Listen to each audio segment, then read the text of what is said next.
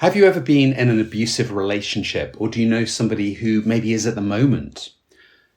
Today we're going to be talking about the difficulties of leaving an abusive relationship. If you want to find out more about how you can improve your relationships, head over to therelationshipmaze.com. And if you want to get more notes about this show, head over to therelationshipmazepodcast.com, where you can get extra material about this podcast. And remember, press subscribe now so you can hear every episode.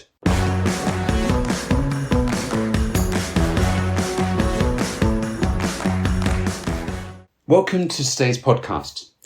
Today, we're talking about abusive relationships, in particular, the difficulties and challenges of leaving an abusive relationship. And to start with, let's just talk about one definition of abuse. Well, what is abuse? Well, a legal definition, which comes from the Cornell Law School, is abuse is generally physically, sexually, or mentally injuring a person. In child abuse, that's physically, sexually, or mentally injuring a child, either with intent or through neglect. Right, yeah. So today we're going to be talking particularly about adult relationships and abuse in the context of an adult relationship, a romantic relationship, can, as Tom just said, it can take many forms, and it can mean, for example, that you're being controlled by a partner, that your partner is constantly putting you down, is shouting at you, is belittling you, constantly telling you that you're not that you're not worthy. So it can take a lot of different forms. And of course, very often what people immediately associate with abuse is physical abuse in a relationship. This is a really big topic that we will pick up in another podcast as well. But today we want to focus specifically on this question of why are people staying in abusive relationships? Because if you have been in this situation before, you might have wondered yourself, why did I spend so much time with this person? Why did I not leave earlier? Or you might know someone, you might have a friend where you think, actually, this relationship that they're describing, I really cannot understand why they're not leaving their partner. So there's often very little understanding about what happens. Why does this go on for such a long period of time? Why is my friend not leaving this relationship? And often, if you are stuck in an abusive relationship, you might actually also get quite a lot of frustration. You might experience a lot of frustration from your friends who keep on saying, "Come on, get away from this partner. This is not good enough. Get out of this relationship." Now, what we want to look at specifically today, in order to understand the psychological processes of being in an abusive relationship, is attachment theory. Looking at attachment theory because it can be very, very helpful in terms of explaining the relational dynamic that plays out in an abusive relationship. So attachment theory, we've talked about it before. It was developed by John Bowlby. And it's a theory that enables us to understand our connection with other human beings in a bit more detail, and how we connect to other people, and what kind of relationships we develop with other human people, how we are attaching to a person, to other people in our life, in particular how we're attaching to people who we are very close to in our life, usually our partner. Yeah, and Bowlby observed different behaviour patterns in babies. So in babies when they felt they were under threats, and also in responses from the baby's primary caregivers. So with infants whose caregivers responded to distress, where they kind of soothed the child, the baby would, or the young child would develop an understanding of the world that others are there to make them safe and secure. Whereas the infants whose caregivers ignored the distress, the infants would often kind of protest or kind of crank up their crying until they get a response. Or eventually some of them would give up, which leads to a different attachment style. So basically in both of these instances, the infants would develop an insecure sense of themselves in the world. So not just in terms of that relationship then, but in terms of the security and their self-worth and feelings of confidence in the world later on. So kind of in a nutshell, in terms of attachment styles, so if a child has a caregiver whose parent is there, whose caregiver is there when they're distressed, who they can go to when they feel upset about something, then they can develop over a long period of time, if they know my caregiver is always going to be there for me, they develop a secure attachment. So they know there's someone there I can go to who can soothe me. But if they have learned that the caregiver is a little bit sort of unpredictable, sometimes they're there, sometimes they can soothe me, sometimes they can't not, then they might have developed an anxious attachment style. So where they're never quite sure whether mum or dad are going to be available. So they just sort of have to crank up their protest, they have to shout a bit louder, and maybe then mum or dad will come running and look after them. But then finally, as Tom just said, sort of in a nutshell, if this protest goes nowhere, if the child kind of again and again asks for mum and dad to come running and they don't, eventually they'll just give up and they develop what we call an avoidant attachment style. And there's a fourth form, which we'll come back to in a minute as well, which is a sort of mixture of avoidance and anxious, where there's it's called a fearful attachment style, where sometimes you might crank up the protest and sometimes you might just give up altogether. Now, why is all of this relevant, you might say? Sorry, I'm just sort of waffling on a little bit, but trying to explain what attachment is. What's really interesting is that the principles of attachment in children can also be applied to attachment in adult relationships, where basically your partner functions as the attachment figure. So what used to be, when you're a child, your caregiver, usually mum and dad, in adult relationships is your partner. So your partner can either provide you with security or they can provide you with insecurity. They can be a place of haven for you to return to and make you feel good and secure about the world, a place of safety, or they can do the opposite, where they can actually generate a lot of insecurity and distress in you. So if you have a partner who's always responsive to your needs, who is there for you when you are upset, for example, then they provide you with security and reassurance. But if you have a partner who is sometimes there for you, sometimes not, where you're not entirely sure whether they're present for you, whether they really love you, for example, or where you kind of get into this mode where you constantly feel insecure in the relationship and anxious, then you experience anxiety in the relationship quite frequently.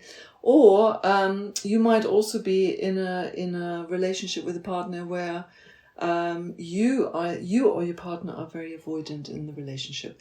And we talk about the different dynamics about these different attachment styles in one of our earlier podcasts. So I'd really strongly encourage you to kind of listen in and see what happens if one partner is anxious, the other one's avoidant, or both partners are avoidant or both partners are anxious, and sort of see how that plays out.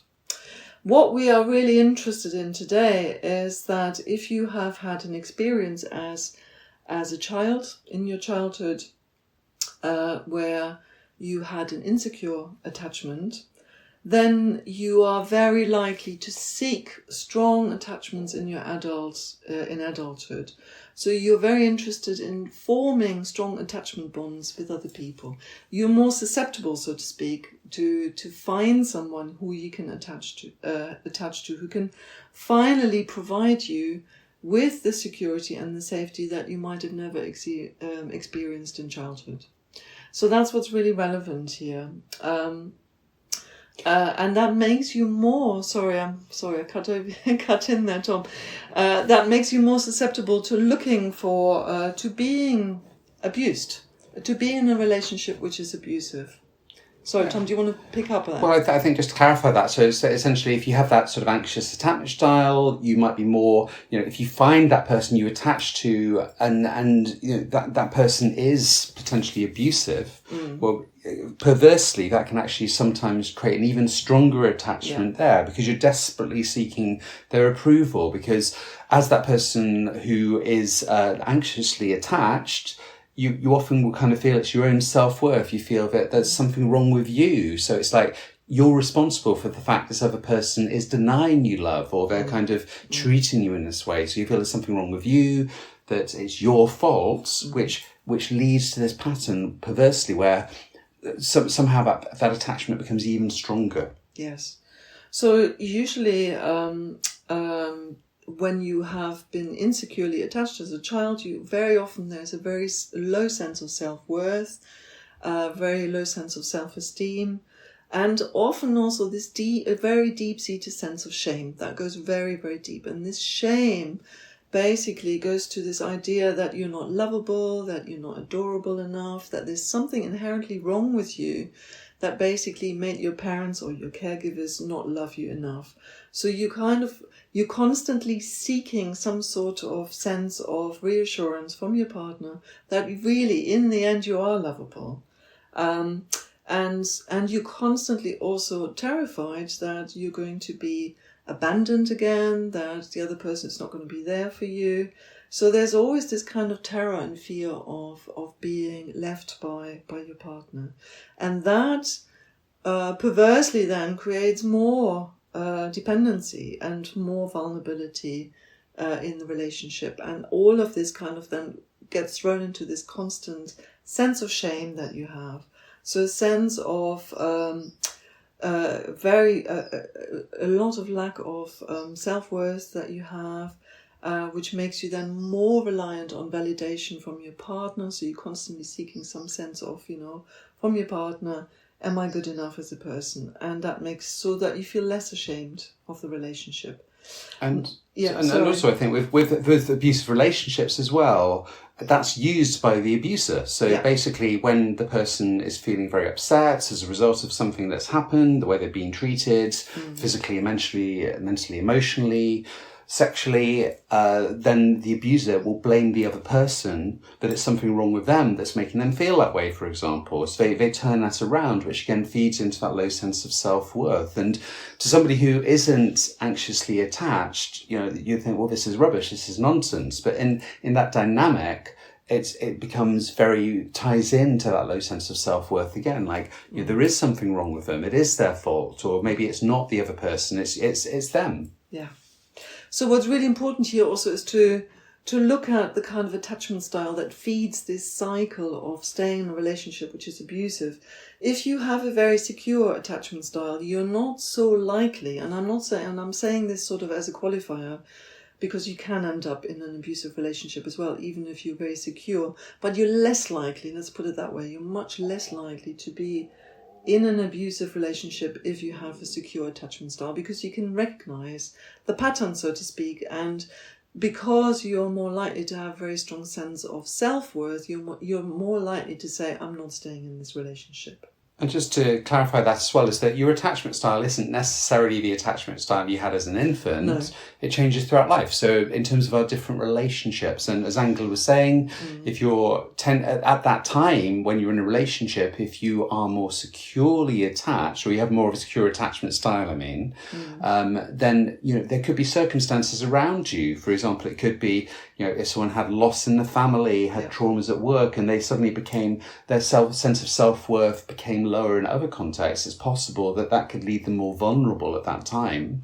And then that wrong relationship could lead to them developing a more anxious or avoidance attachment style as a result of the relationship they're currently in. Yeah, absolutely. I think what's also really important to understand is that if the relationship is abusive, both partners tend to have an insecure attachment style. So somebody who is secure does not usually tend to display abusive behavior. So usually you have both partners who are very insecure, and the abuser very often displays slightly almost similar fears as the partner who is abused, because the abuser also fears abandonment and rejection. So the abusive partners very often actually are overly dependent on their partner as well, but they respond with anger, with rage when they feel that their partner is not available, when they get triggered in their fear of abandonment. So what you often find, and I mentioned at the beginning of this podcast that there's this fourth attachment style. Abusive partners very often display an attachment style that we call a fearful attachment, which is a bit of a mix between an anxious attachment style and a dismissive attachment style. They kind of veer from one extreme to the other, sometimes being anxious, sometimes being completely dismissive of their partner. So abusive partners often tend to deflect any kind of dependency needs. They kind of say, well, I don't have any dependency needs. I don't really need you. They kind of pass it on onto their partner. And they just basically expect their partner to have the dependency needs in the context of asking their partner to be completely devoted to them. So if this devotion then is under threat, if they feel the partner is not needing them anymore, that's when their fearful attachment gets triggered and they become very abusive, usually very angry. They can become, well, the anger can manifest either in terms of violence, rage, or being really mean to the partner, putting them down, etc., etc. I'm just curious as well, Angela, what you consider with this is this in terms of, some of that dynamic as well is the abuser, again, who will have an insecure attachment as well. And ultimately there's that kind of fear of losing that relationship because they want the attachment. Yeah. Often the abuser uses more dynamics of power and control as a way to try and make sure that they don't lose that attachment. So they think there's kind of, it's their defense mechanism in a way is power and control, whereas the person who's abused would often fall more into compliance. Yes. Although sometimes the person being abused may also, I'm sorry, not a person being abused, but someone who is of a anxious attachment style may sometimes have patterns that can be manipulative too. But in this situation, like for example, protest behaviour. Yeah. But in terms of the power dynamic of the abusive relationship, I think the power and control versus compliance is quite a strong dynamic. So compliance, just do what you say. That's the way that, basically you'll make sure that the person loves you. Yes, absolutely. Yeah. And this is often what plays out in the beginning stage of the relationship before the abuse cycle starts. In the early stages of the relationship, the abuser will often sort of what is called love bomb their partner. They will shower them with affection, with love. So they kind of make sure that that the other person will never abandon them because they're so desirable, because they're so loving. And that's often where the kind of cycle starts. And the partner who is abused will think, oh, wonderful, finally there's someone there who really cares for me, who loves me. So that's where this whole kind of cycle starts in the abuse cycle.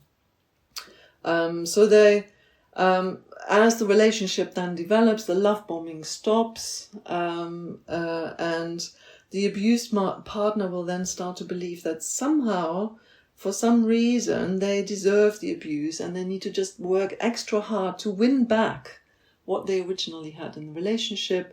They want to win back the early stages of the relationship, where they were loved bombed, where the abusive partner was very demonstrative in their love. And they'll get sort of little snippets here and there. So they will get a little bit of that because the abuser will also reinforce the message of love here and there. And as soon as the abused partner gets these little snippets and gets the attention, they feel validated again, they feel reassured, actually my partner loves me after all, and so it continues. Yeah, and initially they've had this expectation of somebody, or this kind of dream person that isn't a reality, through being love bombed and all these different things. So in their mind, they have this illusion of this person as they might be. And, when things are really bad, it's again, there's might be justifications like, well, it's not their fault. They're actually really a nice person. They're just having a difficult time, whatever it might be. And just thinking, well, just in the future, if I stick through this, then we can have that amazing relationship again. Yeah. Because there's often this kind of, this illusion that, for the abused partner, that they are indispensable to the other, to the abuser. I am ultimately, my partner really needs me so much that it's only me who can make them happy. So that it creates this sort of illusion that you're really powerful in that sense in the relationship because your abusing partner needs you so much in the relationship. Okay, I think one other dimension that we haven't mentioned yet is, but I think it's really, really helpful in terms of understanding why it's so hard to move away from an abusive partner, is the notion of the trauma bond.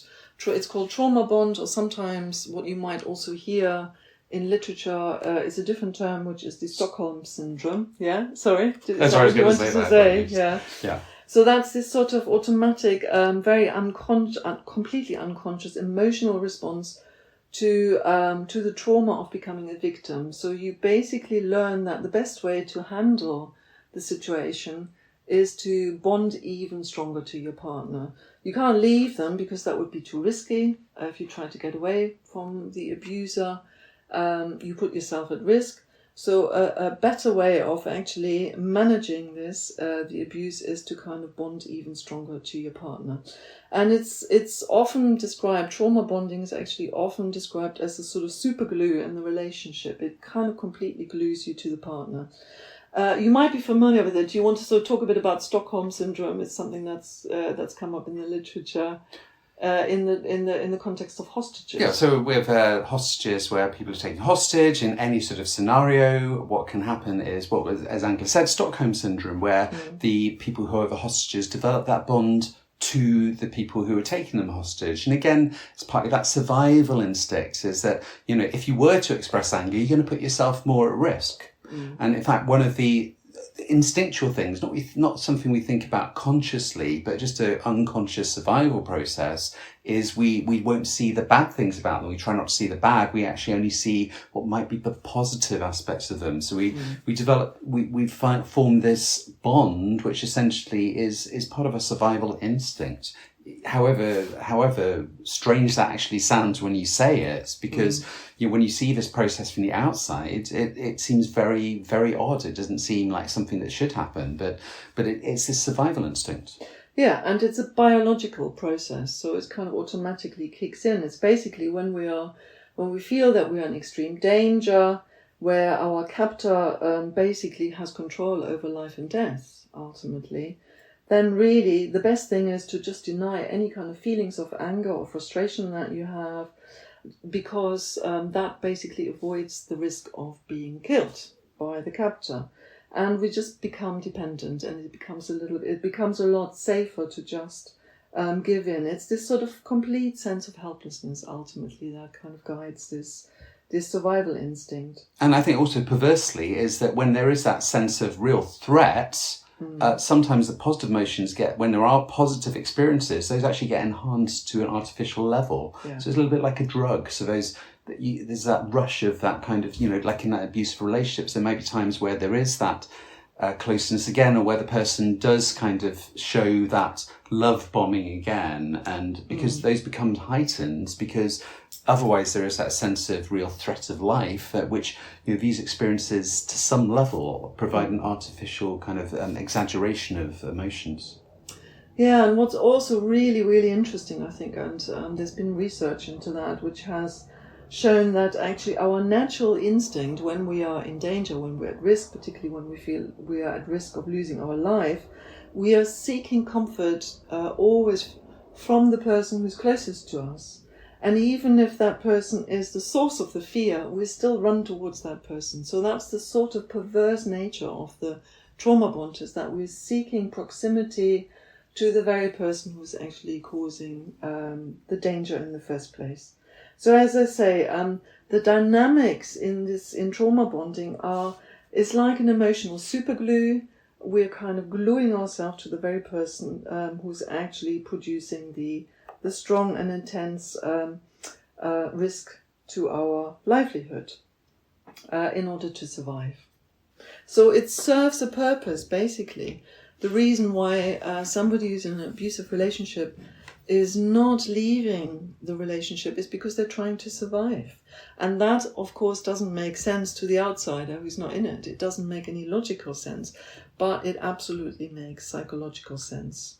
That we're staying in it. Yeah, so I mean, in terms of what can you do to leave it? Well, first of all, it's first of all seeking therapy, seeking some help. It's really important having that awareness. First of all, awareness of actually that dynamic, because when you're in it so long and you're blaming yourself, you're often not even aware that you're in that abusive relationship, because to you it's become normal. Yeah. It's become normalized.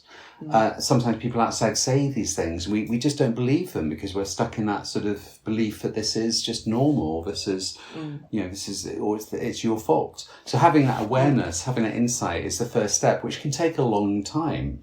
Yeah, and then I think what is also really, really difficult about abusive relationships is this sense of shame that you walk around with as a survivor of abuse. So there's this real sense of, I somehow contributed to this situation. I'm complicit in this. I allowed this other person to be abusive to me.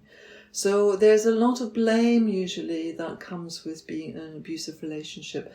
The sense of that I'm responsible for my own demise here. I'm responsible for these the bad things that are happening to me. Talking about shame, what's also really interesting in the context of abusive relationship is that very often what you are carrying around, if you are the survivor of an abusive relationship, is not only your own shame, but also the shame of your abusing partner. That sort of sounds a bit odd, but they cannot acknowledge their shame, so you kind of take it on. So you carry their shame and you carry your own.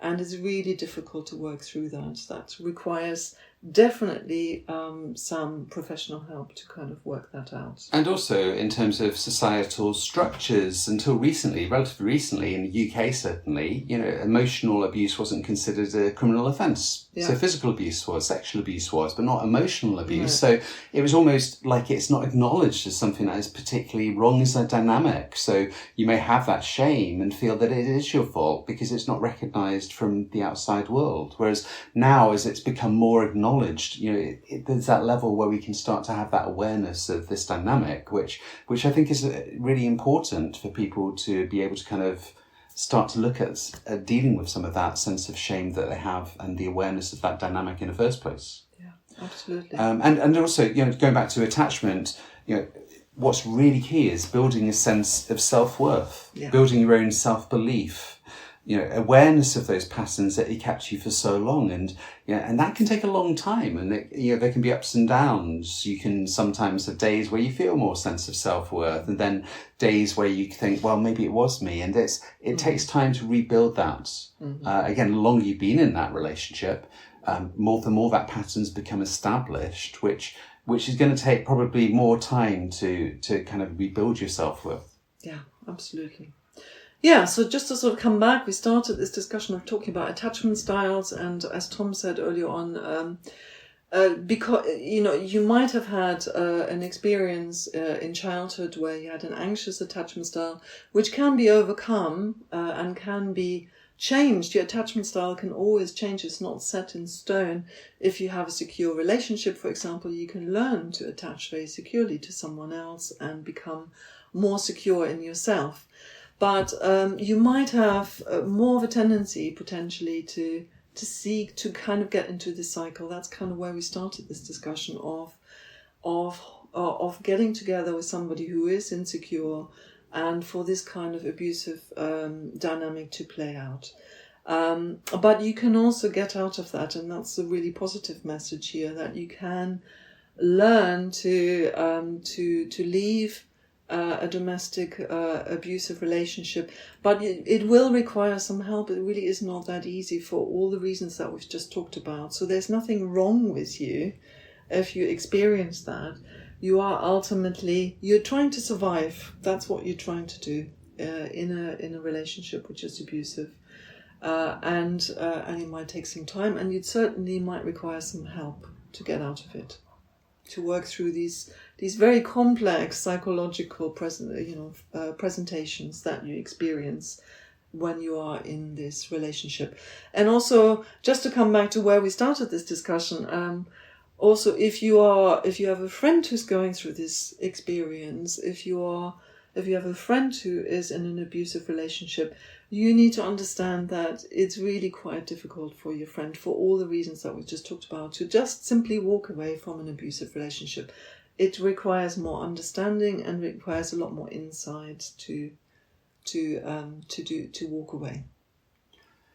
Yeah, and it's really important as well, if you feel you might be in a situation like this, to seek help. And there are many different organisations around, depending what country you're in. So it is worth kind of searching for those organisations who will help victims of abuse. So I think most countries will have organisations like that. There's too many organisations for us to really list them all. Yeah. But we might put some in the kind of the notes section of the podcast. Yeah, absolutely. And also, I always really like to use the term survivor rather than victim, because to actually walk away from an abusive relationship requires extraordinary skills. And yes, you might have experienced yourself as being victim in the relationship, but you've also survived. You've actually survived an incredibly difficult scenario. So survivor is usually the term that we use in this particular context, because you've literally survived a life-threatening situation, potentially. Yeah. Okay, so I think there's lots more to talk about, particularly when we talk about trauma. We will do a podcast on trauma in future as well. We've sort of touched on some aspects of the whole area of abusive relationships. There's certainly a lot more that we could be talking about in future, and we will. Yeah, so please subscribe to this podcast. We're, like as Angela said, we're going to explore more concepts with this, more kind of ideas with this in future podcasts. Head over to the relationshipmazepodcast.com, where we have extra notes about this episode. And if you want to find out more about how you can find and create fulfilling relationships, please head over to therelationshipmaze.com.